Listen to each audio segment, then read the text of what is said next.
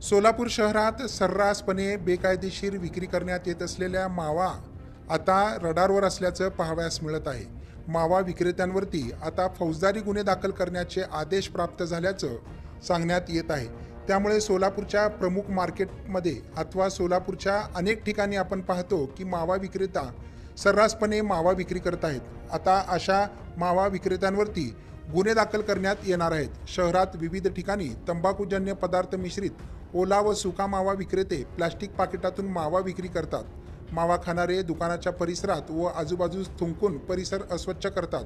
वास्तविक बंदी घालण्यात आलेल्या प्लास्टिकचा वापर होत आहे।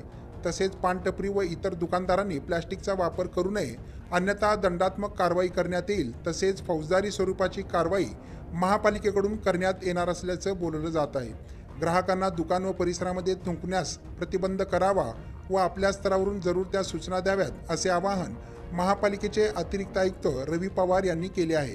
त्यामुळे आता पानटपऱ्यांवरती तुम्ही ओला किंवा सुका मावा विक्री करत असाल तर थोडंसं सावधान व्हा। बंदी असलेल्या या मावावरती आता विक्री करणाऱ्यांवरती मोठ्या प्रमाणात गुन्हे दाखल करण्यात येणार असल्याची माहिती पालिका प्रशासनाने दिली आहे।